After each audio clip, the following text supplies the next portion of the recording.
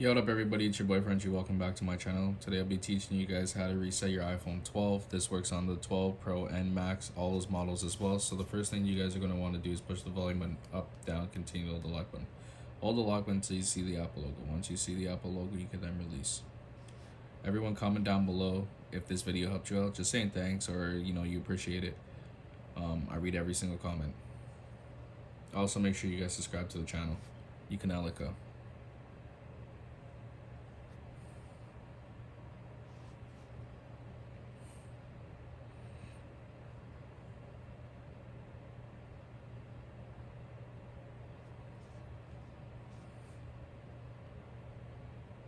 And there you guys go, your phone has been resetted.